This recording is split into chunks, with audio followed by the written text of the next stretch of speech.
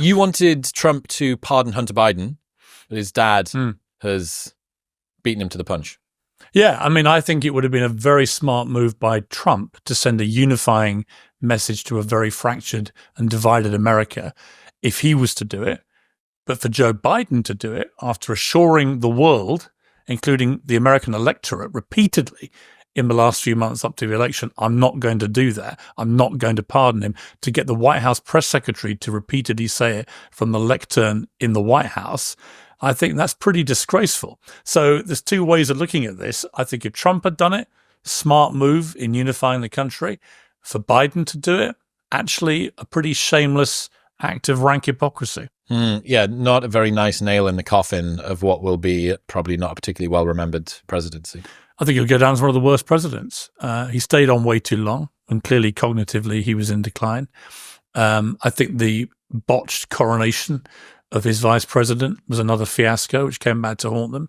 And I think the problem with Joe Biden is that the whole issue of Hunter Biden and the way he's now pardoned him, he's always positioned himself as the whiter than white candidate against Trump.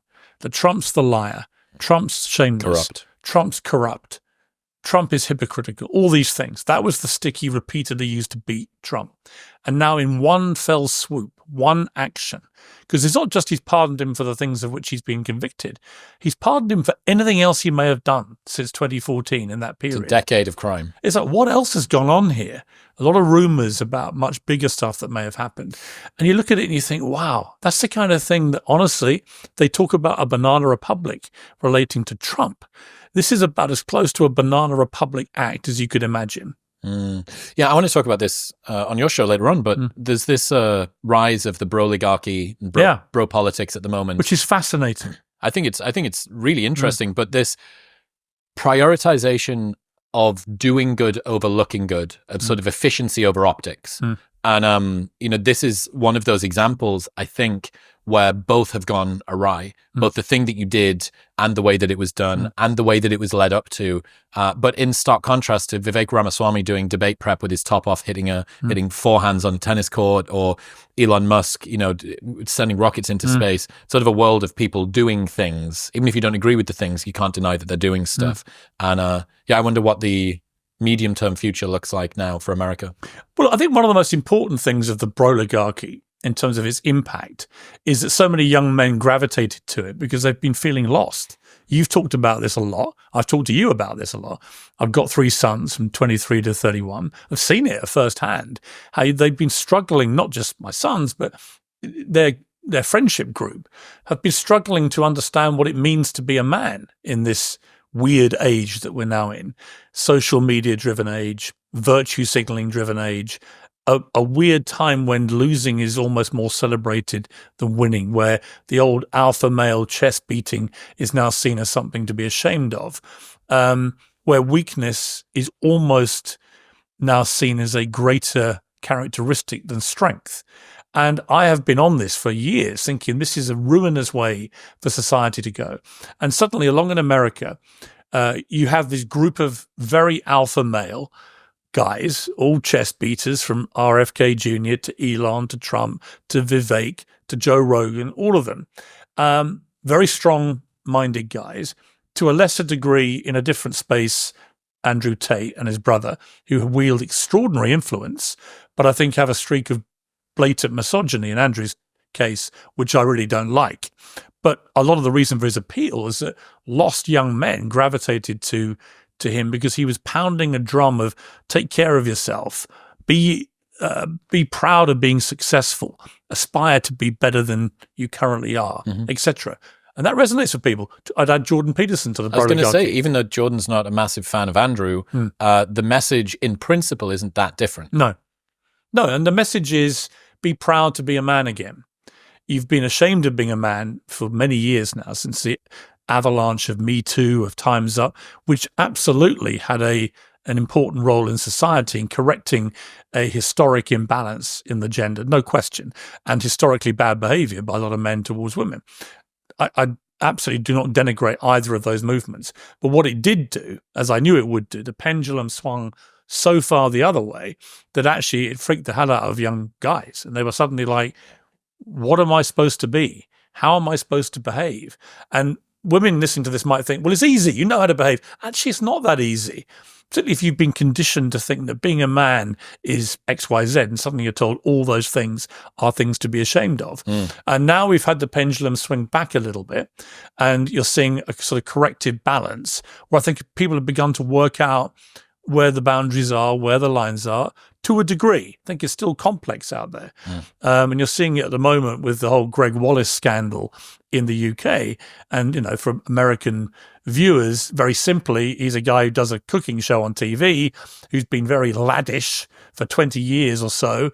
And now that laddishness has come back to be used as a stick to beat him. And he said a lot of things which are pretty unpalatable to women who've now ganged up to complain about him. But again, that raises that whole area of workplace banter, workplace relationships, right? I mean, I read that until 10 years ago, 40% of all marriages began with a workplace romance. That stat cannot exist today, because how does it start? Historically, it would be a guy in a superior position with a woman in a lesser position. That's historically because of the gender imbalance in the workplace. So how do people meet now at work? They're not really allowed to. So what happens then? Then you gravitate to dating apps. They're going out of fashion too. They seem to create a flimsier relationship as well. They drop off more quickly. Yeah, and that's, you've seen that their popularity is decreasing. So I do think, well, how are people meeting each other actually? With difficulty. Yeah. Elon said cancel culture had been cancelled. Yeah. Something you'd been harping on about for a while. You think that's true? Well, I like the idea of it. I certainly think that when you've got a thumping win for a guy like Donald Trump, who's been helped over the line by people like Elon, like Joe Rogan and others, who simply don't tolerate or believe in the concept of cancel culture, that's incredibly powerful. And I think you send a message to the woke world, and I always temper this kind of part of a discussion about wokeism by saying when wokeism originally began back in the 60s in America, it came out of music actually, and it was a clarion call for people to be more aware of social and racial injustice. By that criteria alone, I'm woke, happy to be woke. It's just the way it's been hijacked in the last 10 years by what I call them fascists. They hate it because they hate fascists. But I say, do you not understand that when you operate on a principle of cancel culture, of virtue signaling, of fact-devoid bullshit about things like supporting trans athletes in women's sport to the point where it just destroys the integrity of women's sport irrevocably, when you pound those drums, actually you're behaving like a fascist, where you want people to think like you, to act like you, to speak like you, to have the same values, to have the same principles, to have the same heroes, to read the same books, to watch the same movies, to laugh at the same jokes. And if you deviate, we're going to destroy you. That's fascism, actually. And they don't seem to either understand that or they're in denial. But this election's a big wake-up call, because I think this election you had Kamala Harris, progressive, pretty far left progressive throughout her entire political career, desperately trying to move to the centre when she became the nominee. But it was all too late because the receipts were there. And the receipts were used against her, memorably in that trans ad that the Trump campaign did, which they reckon moved the needle by up to 3 points, where it simply ended with Kamala Harris is for they, them, Donald Trump is for you.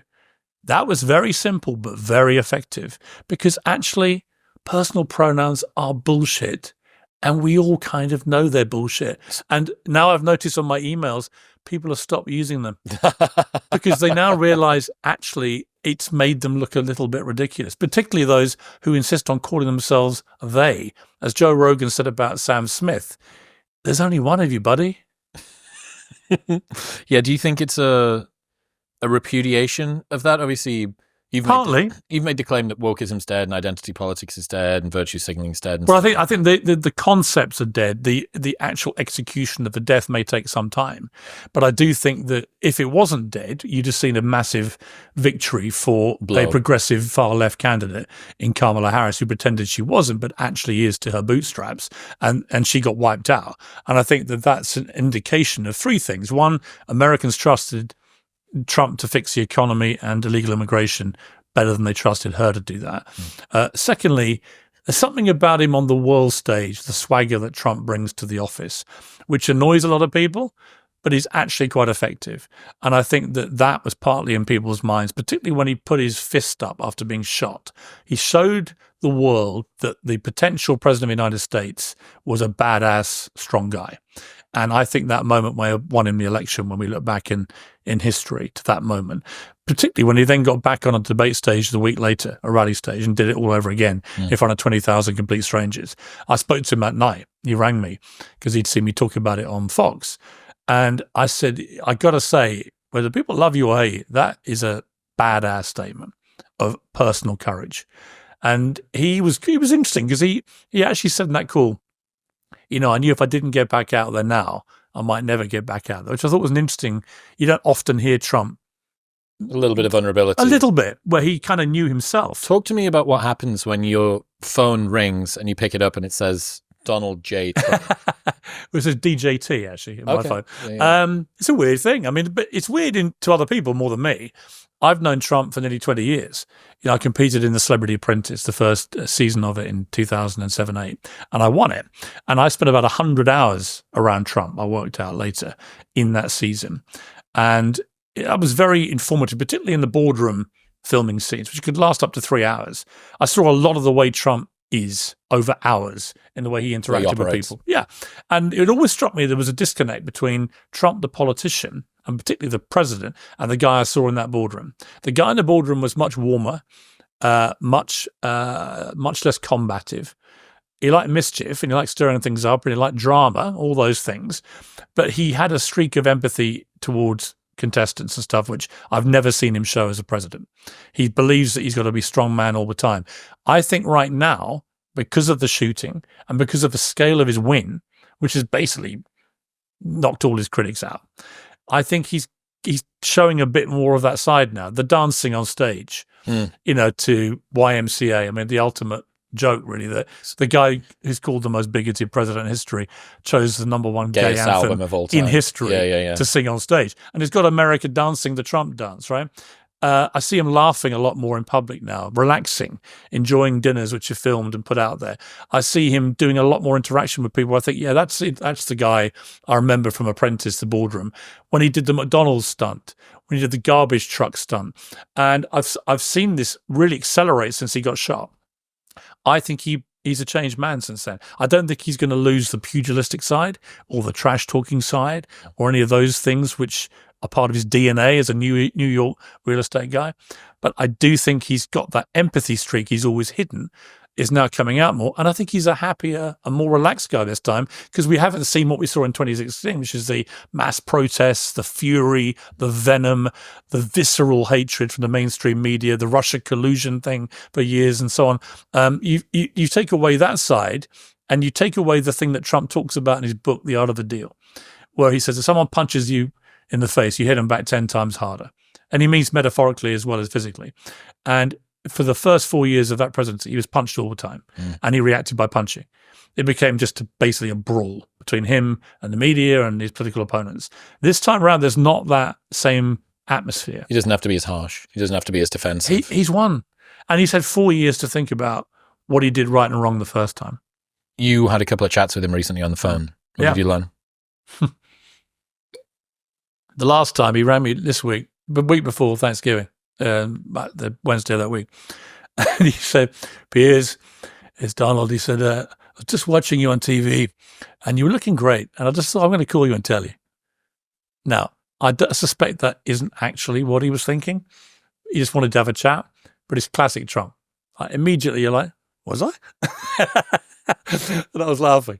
But we do have really good conversations. And he was telling me about all sorts of stuff, you know, Ukraine and Russia and his cabinet and so on and so on. He knows I'm not going to repeat that kind of stuff. But it was there'd been very warm conversations, very open.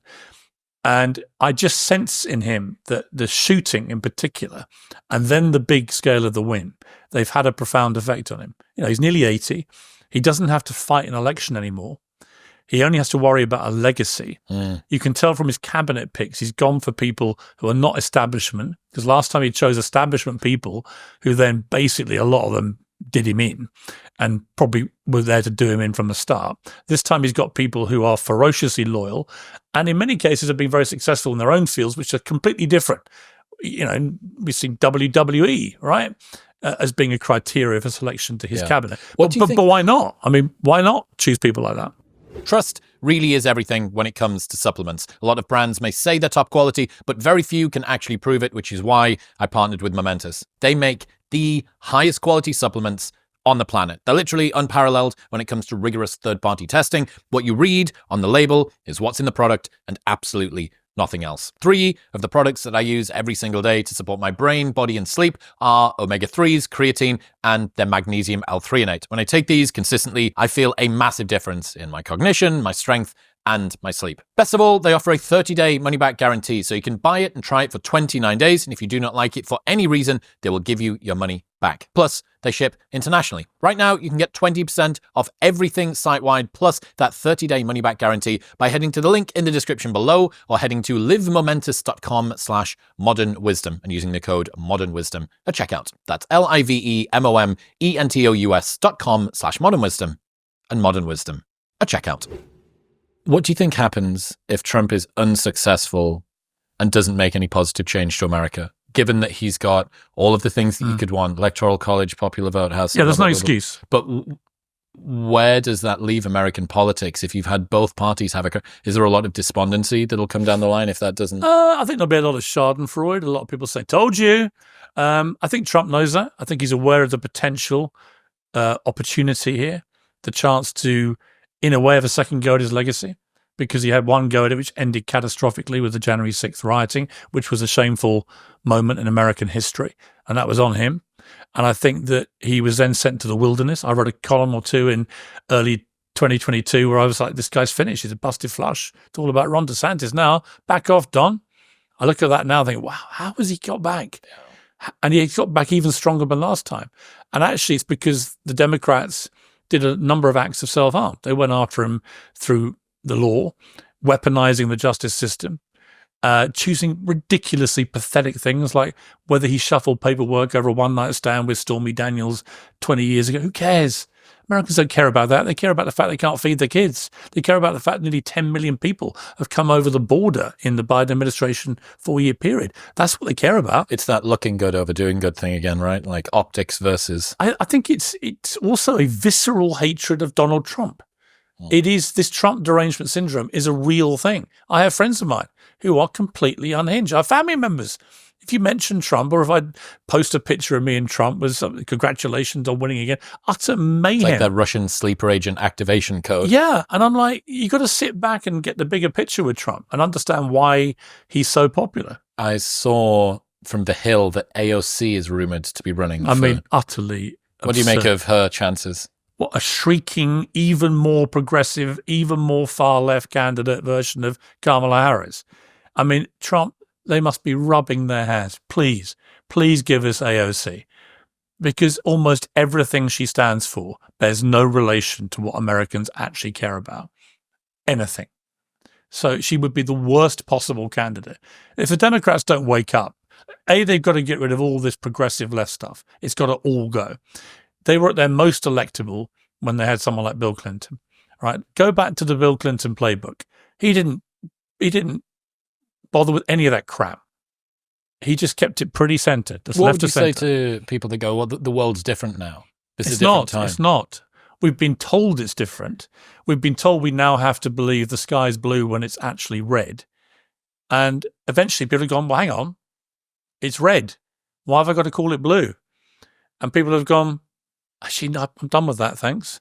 No, and I'm done with the constant offence that everyone's taking about absolutely everything. I'm done with everyone losing their jobs over the tiniest, transgression of the woke worldview rule book.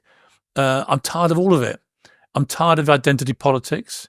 I'm tired of the ruination of meritocracy, of the altar of wokeism, inclusion. When it doesn't matter how good you are, it matters what your skin color is or your gender.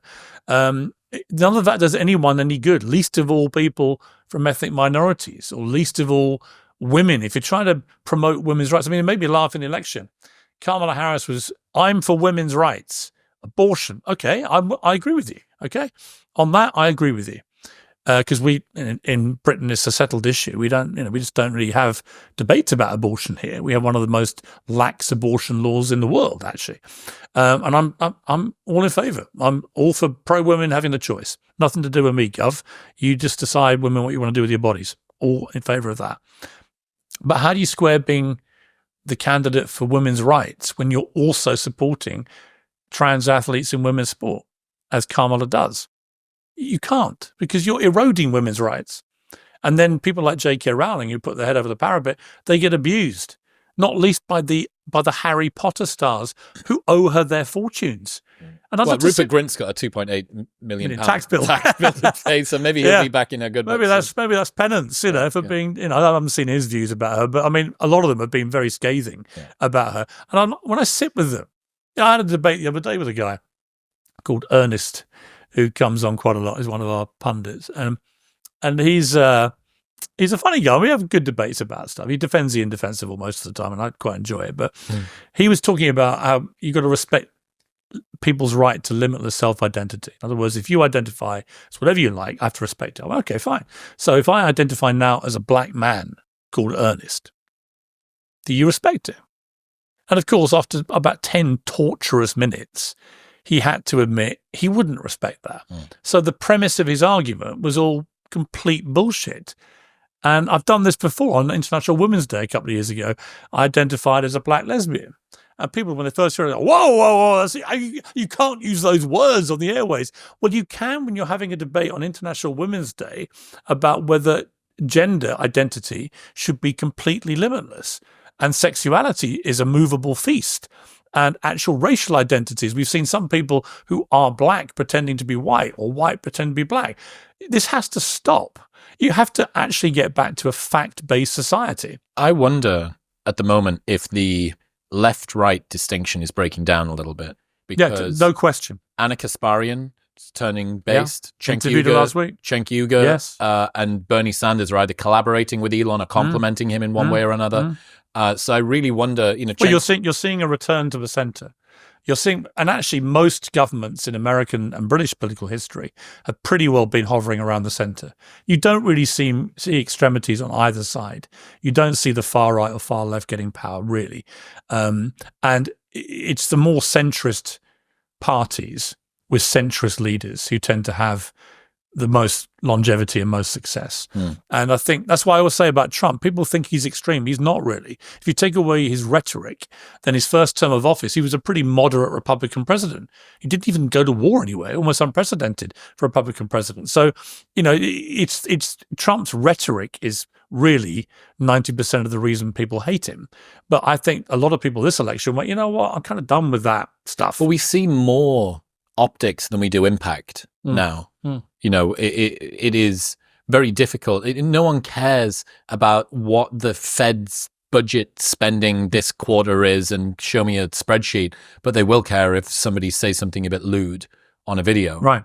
Because that now is what you optimize for, over looking good, over doing good. Right. That's not to say that everything that Trump does is good. But virtue signaling is a very insidious new scourge in society where you attach, I told a story in my last book about after the George Floyd murder, which I did a lot of stuff on, wrote very strongly worded columns about it, did a lot of stuff on air on Good Morning Britain, which I was hosting at the time about it. But there was a day when we were supposed to all do a black square on our Instagram, and I couldn't understand why. What's the point? And I went to my local squares in the middle of a pandemic, and I just had a bottle of wine. It was a nice sunny afternoon, and I'd forgot all about what I was supposed to be doing. And I posted a picture of my bottle of wine in the twinkling sunlight on my Instagram. And my sons all within about half an hour were, Dad, you got to take that down. I said, why? Dad, we're getting abused by all our friends and you got to take that down. I said, I don't understand. Why are you being abused? Because you got to do the black square down. I said, no, I don't. Why? To prove what? I've written column after column about the horrific murder of George Floyd. I've said hours and hours and hours of interviews with people about this on air.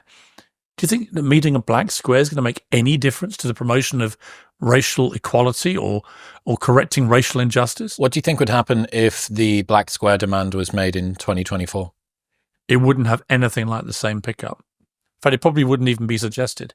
People have realized these are vacuous, meaningless things, and that the moment that needle on the clock got to midnight, in came the Instagram influencers with all their, topless bikini slaps. It's like, whatever. Well, they couldn't wait. They were itching. Get me off this black square. It's killing my business, right? And so to me, it was just vacuous virtue signaling, the worst kind. It doesn't help anybody. But this kind of, on the back of it, the kind of bullying that goes on to bully people into going along with the herd, it's got to stop. It's like the taking my knee thing. I was completely in support of that. But I don't think people should be compelled to do it. It's a very interesting case in British football. There's a Northern Irish footballer called McLean, who comes from a little part of Northern Ireland in Derry, where Bloody Sunday happened, where literally people in his street were killed by British paratroopers in one of the worst incidents of the Troubles, and the British troops that day behaved appallingly. And he doesn't want to wear a poppy, which we wear to celebrate, Remembrance Day, because it doesn't just remember people in the world wars, it remembers all armed conflict involving British troops ever. And that includes Bloody Sunday in his eyes. And he said, I can't look at people in the eye in Derry. And all the time, every year, he gets the same abuse. And every year he refuses to wear it. And every year I'd normally post at some stage, why would we expect him to? Why should he be compelled to wear something which actually supports a group of people who, in that particular moment in Northern Ireland, killed his own people? And I don't think we should bully people like him into doing it. It feels legitimate. This person's evidently got a thought through, very well-rounded, established, good argument, which makes sense, but most people don't want to hear it. They just think, he won't wear a poppy, he's a disgusting disgrace. You understand that is the progeny of people who are using these sorts of social campaigns inappropriately as well. Yeah. Because it causes people to have a reaction. The boy who cried woke, that you have this immune response that immediately gets